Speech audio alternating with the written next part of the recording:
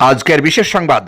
মুর্শিদাবাদের লালবাগ সদরঘাটে ফের চারচাকা গাড়ি নদীতে পড়ে যাওয়ার ঘটনায় চাঞ্চল্য ছড়িয়েছে এলাকায়।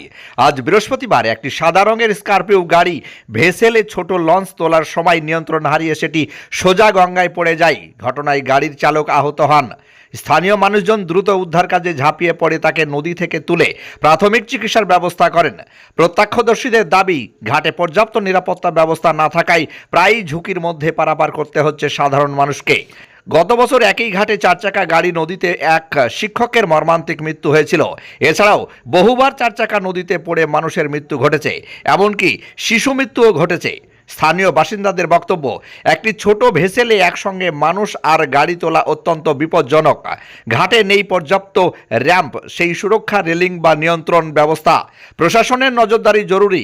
ঘটনার পর ঘাটের কর্মী ও স্থানীয়রা মাঝিরা আরও কোনো প্রাণহানি নয়, অবিলম্বে নিরাপত্তা জোরদার করা হোক মানুষের দীর্ঘদিনের দাবি।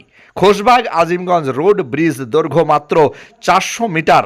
এই ব্রিজকে অনুমোদন দিয়ে দ্রুত কাজ শুরু করতে হবে, তবেই এই সমস্যার সমাধান হবে। Bureau report, Domkal MK TV. ছোট জলাধারে ছোট লঞ্চটা, এটা কিন্তু ওই চার চাকা পার হওয়ার জন্য নয়। কিন্তু কেটে চার চাকা পার করছে, খুব রিস্কি।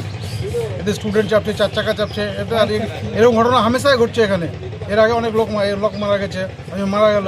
কিন্তু সরকার এত কিছু করে তো সুরা ঠিকঠাক হচ্ছে না। এখানে দীর্ঘদিনের দাবি যে এখানে একটা ব্রিজ হোক, অবশ্যই, সেই ব্রিজের অবশ্যই। পক্ষে আপনারা কি বলবেন? আমরা চাই অবশ্যই এখানে ব্রিজ হোক একটা, সবার সুবিধা হবে, আমার জনসাধারণ সবারই সুবিধা হবে একটা ব্রিজ হলে।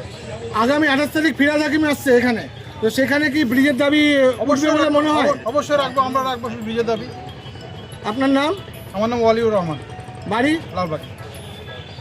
আপনার বাড়ি বা ব্যবসা প্রতিষ্ঠানকে মনোমুগ্ধ করে সাজাতে আজই আসুন অঞ্জলি হার্ডওয়্যারে।